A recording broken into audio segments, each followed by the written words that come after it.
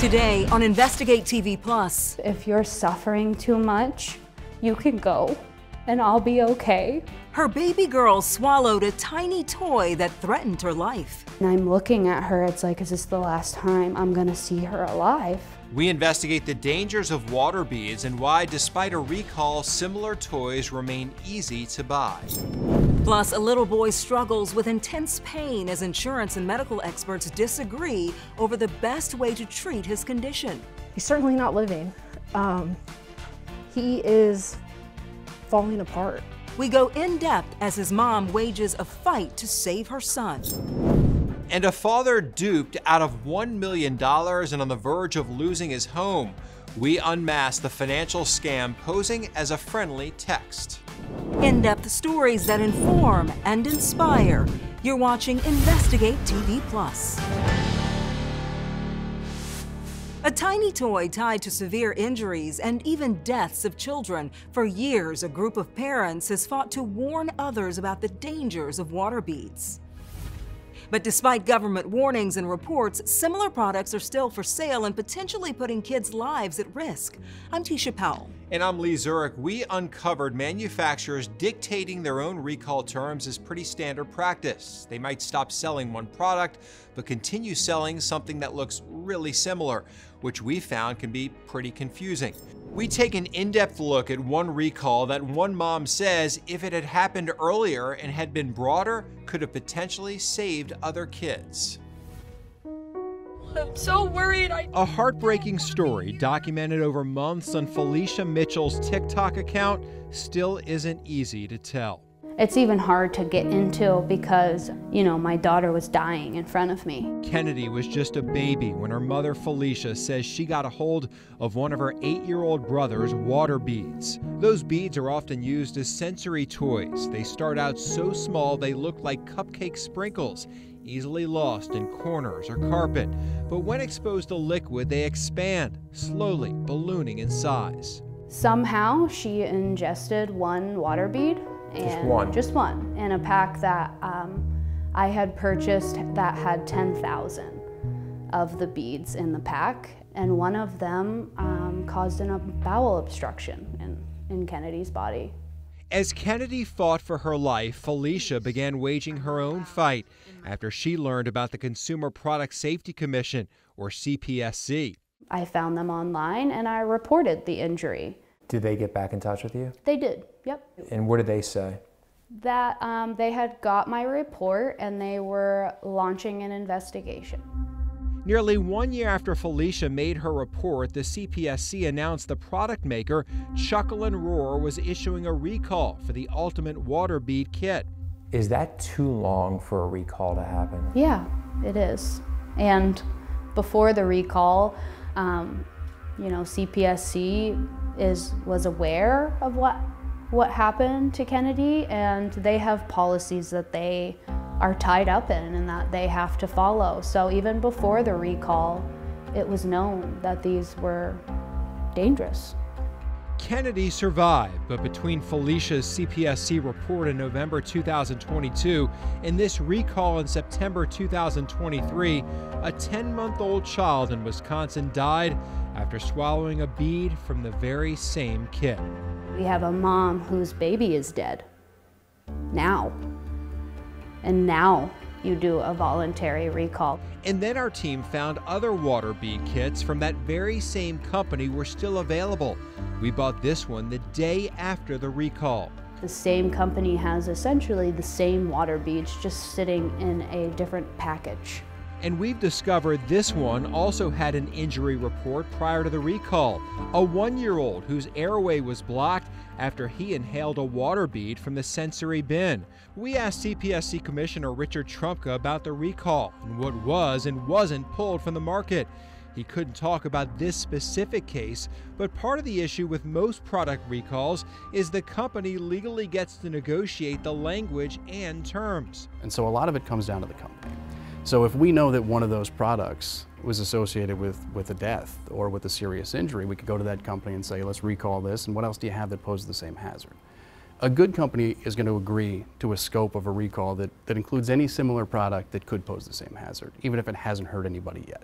By July of 2024, this sensory kit was still being sold, but with soft pom-poms replacing water beads.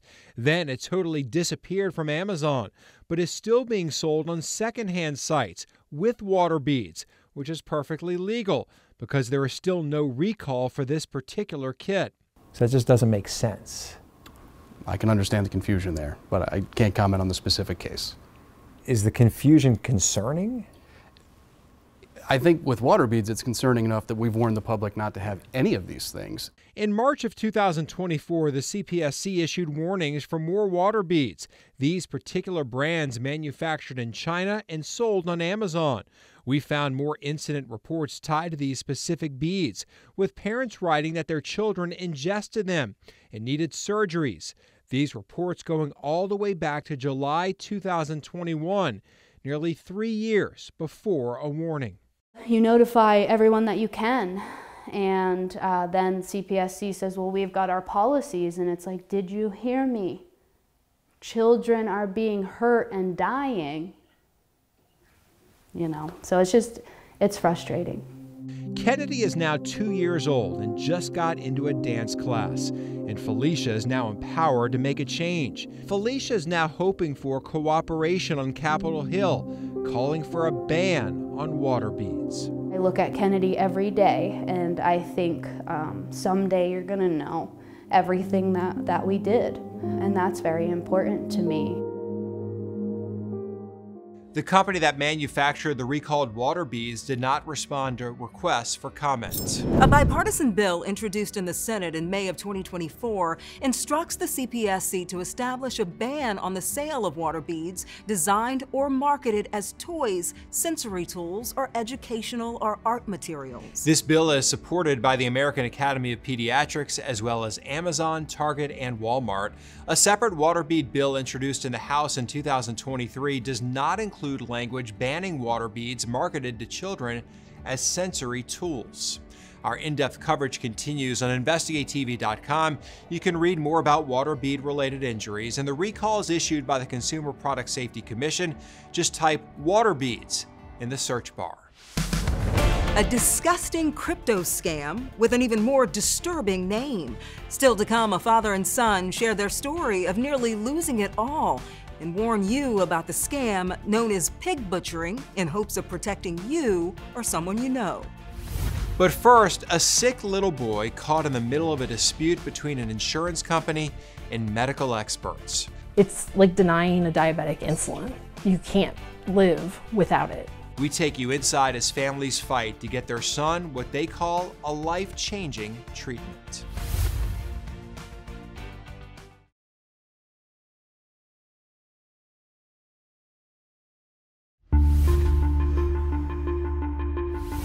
Parents will go to any lengths to make their child feel better when they're sick or in pain. For a mom and dad in Tennessee, their efforts to get what they call a life-saving treatment for their adopted son became tangled in a web of red tape.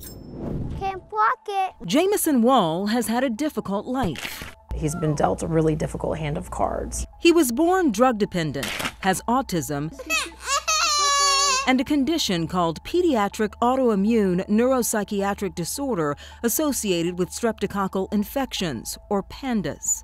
The National Institutes of Health says children with PANDAS suddenly show extreme changes in personality, tics, abnormal movement, and rage. The changes start abruptly after an infection like strep.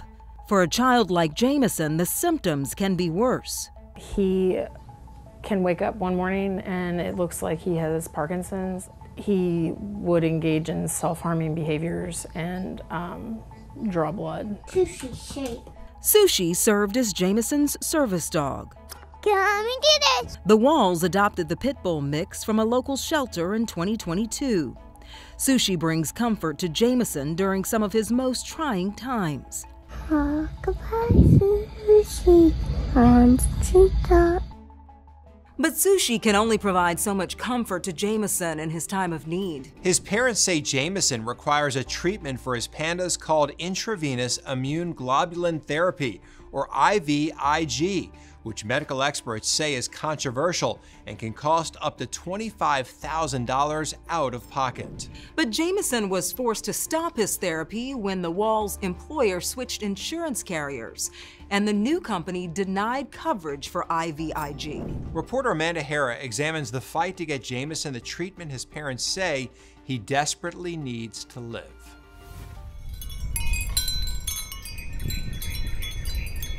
Spring symbolizes rebirth. Stop. But Laura Wall says what's happening inside of her home is more like a slow death. When you say he's dying, what do you mean?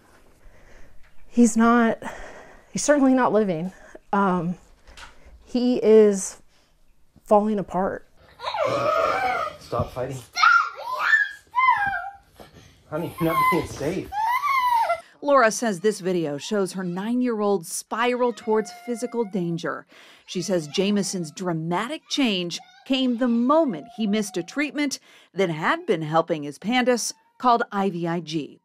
He was doing so much better when he was getting the IVIG treatments, and he had started to eat food by mouth. He had started to improve handwriting. He was able to work a light switch.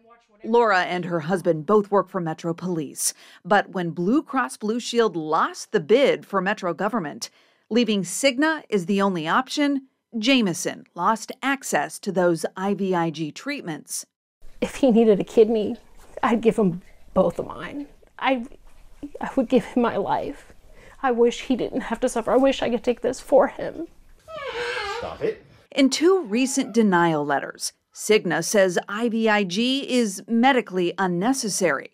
And a bill that would have required IVIG coverage from private insurers didn't appear to have enough support in the legislature. If this continues, what happens next? Our only option is residential care. There's no way to keep him safe. On top of spaghetti, all covered with cheese. Laura says their 3rd and final appeal with Cigna was just denied. She's hoping her doctor has one last string he can pull. She sees it as the only way to restore her son to what he was. How important is this decision? There's nothing else that matters. It's like denying a diabetic insulin. You can't live without it. Can you pet Blue? Because I think he's feeling a little neglected. So even though Cigna denied coverage in 2 different levels of appeals, the Walls found out they could go to the Metro Benefits Board for a final appeal. In May 2024, that board voted to cover IVIG treatments for Jamison. The Walls say they wouldn't have been able to afford the cost themselves. They say Jamison is doing much better now, eating solid food instead of relying solely on a feeding tube. In Nashville, I'm Amanda Hara. In Jamison's case, the decision to cover the IVIG treatment is what's called prior authorization, a process where insurance companies decide whether to cover a medical procedure or a prescription. Insurance companies claim prior authorization saves money by eliminating waste in the healthcare system, but critics say it's often unclear how a decision to cover a medical procedure or prescription is made. Go to InvestigateTV.com and type "permission to practice" in the search bar to read and watch our in-depth reporting. She may be retired, but that hasn't stopped her from working. Still to come, from making donations to packing grocery bags, a former principal provides a lesson about the spirit of giving and giving back. But first, a father's response to a stranger's text nearly cost him everything. We examine the scam luring victims with friendly conversation and crypto.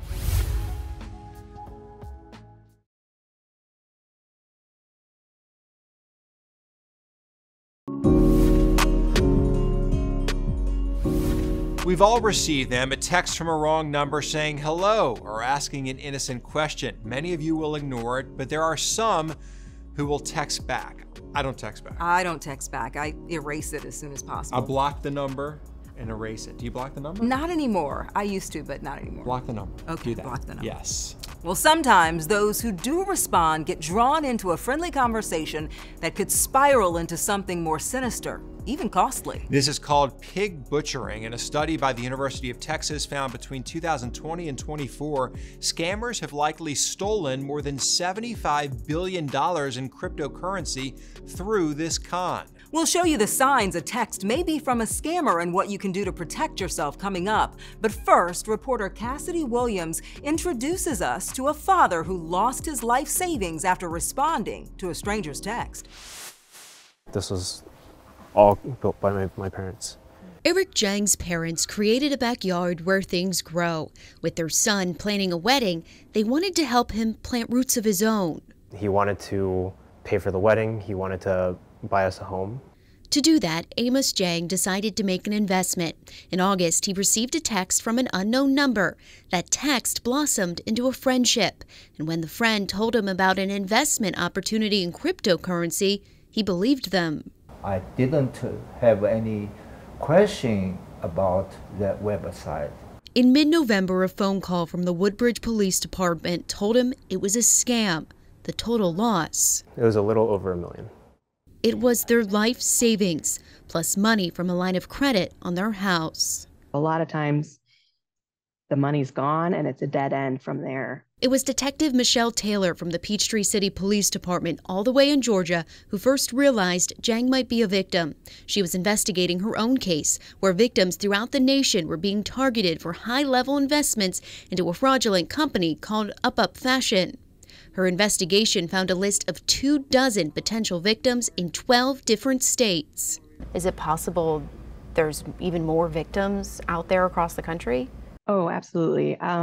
This is a pretty common scam these days. Detective Taylor says both the FBI and the Secret Service have been notified. She says the difficulty of a case like this is it appears all the money was transferred to an account in Hong Kong. The problem I think that all of these agencies run into is that they open these bank accounts, they target quite a few victims all at once, and then they shut them down before they're even discovered. I think it's just incredibly important to let people know that this is happening. The Zhangs hope their story is a lesson for others. The money taken out against their home means they may have to sell it, losing everything they've built. To see all of that just disappear, like, it breaks my heart. We do have some good news to pass along. Eric tells me his parents' bank was able to recover a small portion of the money because it had not yet left the country. It was enough to allow his parents to stay in their home. While it is far from the total amount lost, they tell me they are relieved and grateful. In Hartford, Connecticut, I'm Cassidy Williams. Here are some of the common warning signs of a pig butchering scam. First, a text message from a number you don't know. The sender then attempts to strike up a conversation and ask for personal information. They offer investment advice or mention a new type of cryptocurrency. They will also avoid requests for in-person meetings. If you suspect you're the victim of a pig butchering scam, notify your bank immediately and contact your local police department and file a report. You can also file a report with the FBI's Internet Crime Complaint Center at ic3.gov. Up next, filling bags that will help fill hungry bellies. They don't have enough to eat. Who knows why? An 85-year-old retiree inspires others to take action against childhood hunger.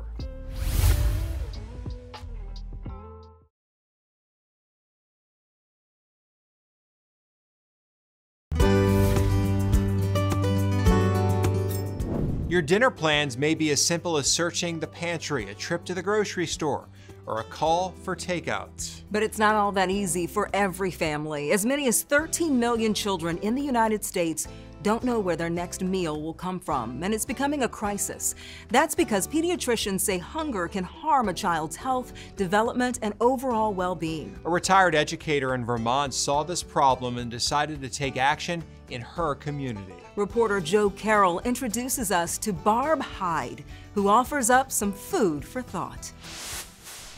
And we put in 2 meals. There's no class today at the Dover School in southern Vermont. We've been packing since September. But just past the CAFA Gymatorium, there's a flurry of activity. Volunteers are packing bags of food. So this is for next week, right? To give kids nourishment for the weekend that they might not have at home. Yay! It was 85-year-old Barb Hyde's idea for the grocery giveaway called Food for Kids. They don't have enough to eat. Who knows why? The group of mostly women also packed meals for schools in Wardsboro and Wilmington, an area where million-dollar homes dot the mountainside. But there are pockets of poverty. Barb says many locals work seasonal jobs. A lot of the second homeowners have no idea that there is poverty or that there are kids that are hungry. That once included Barb. She and her family traveled up from New Jersey to ski on the weekends. How would you describe yourself?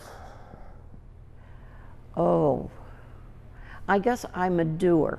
And still a skier. Oh, it's what I do, yeah. I ski with a group of women called Chicks on Sticks. She convinced Mount Snow Ski Resort to donate $12 grand towards the hunger program. I had no idea it would be that much money. That was a few years ago. Now their cash on hand is low, but the prices of food is high. When the group started in 2017, it cost them $3 a bag. Now it's easily over $5. Yeah, let's do that. Do some of you folks put in your own little bit of money? Yes. Yeah. Because we really do believe in the program. This year, they'll pack 2,500 bags of free meals, 17,000 since the beginning. What do we have here?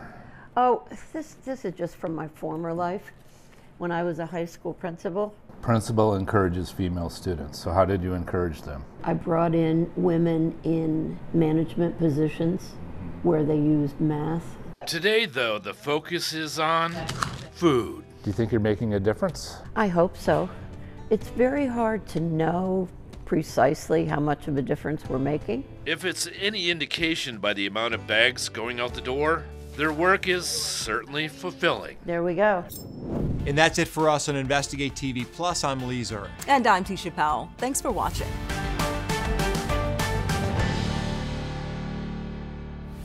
On the next Investigate TV Plus, is artificial intelligence dumbing down schools or giving kids a cutting-edge advantage? We go in-depth with educators on the debate over using AI in the classroom and why some say it should be embraced.